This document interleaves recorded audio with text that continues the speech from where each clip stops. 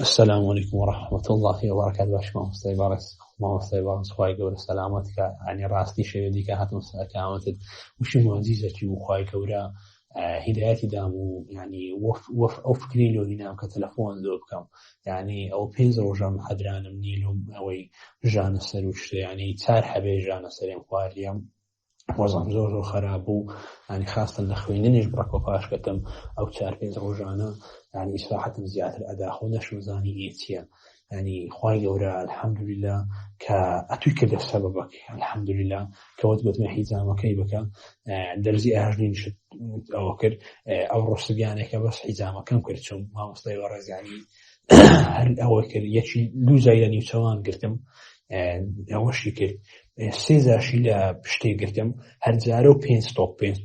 يعني 15 توب حسابك هر 15 توبك بحسابك تقريبا بربر بخوين بو خوينك بيت يعني خوينك وش التوبك اللي هاتبو بخورتي بكلينك استعتا داري يعني هند خراب بو ايقود كابرا ايقود خولت سوري كتب بارز ايقو كارسات اتولو تماني خوين دوهانا في سنة بهند في زميتا يعني الحمد لله اودو ماغ شكر ناخم اودو ماغ خو بارز بو حارش او هبو ادي اگر خواهي قورا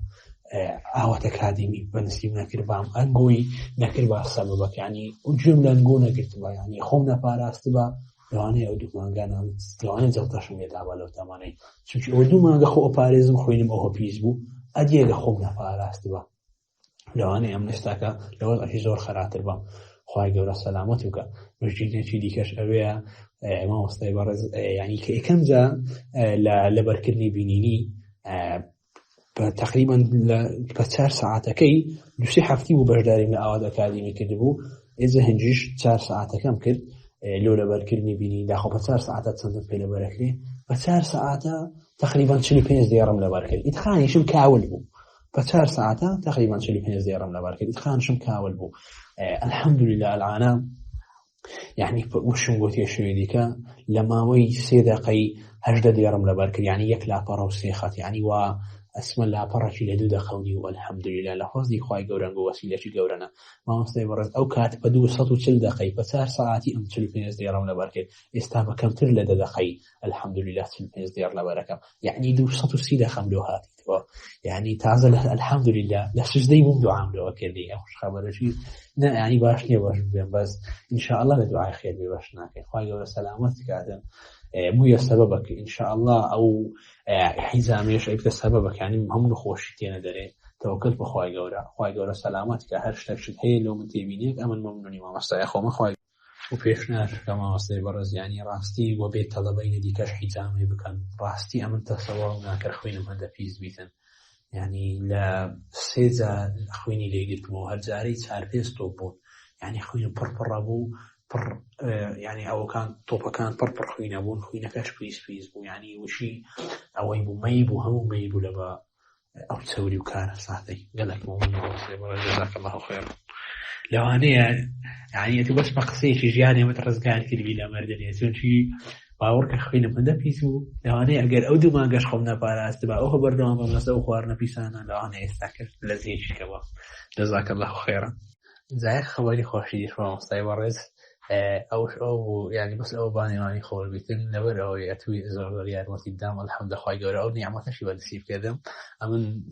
نفرش قلهم أنا لسه أوي تقريبا دومات بشيس لك زيادة لدومات بشيس لك إنه تحفش لوبهم يعني إنه هذا ساريشم الحمد لله بس استاك تعزخهم الميزان دعوة لأنه تحفش لوي الحمد لله لبر أو الشكل وشتم تركر له لبر أو خوارنا كانوا مساكرون خوارنا كانوا كلون وسيروشتي شتيت كان يسناخهم يعني دوني بدر حزمنا شتيت كانوا أبوها أتبع ساعات لبا فيديو كان ما مستعطى وأوافي دعني شتي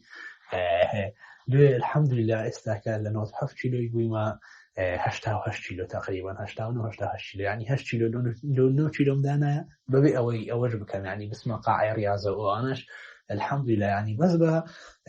لقيتنا ويش شاكركو لقيتنا ويش تخرا وكان الحمد لله 8 كيلو لو كيلو مدانا وداي كان متعزز زودري خوش وكوهم قوتي أي قصدقتنا معه يعني أوي يعني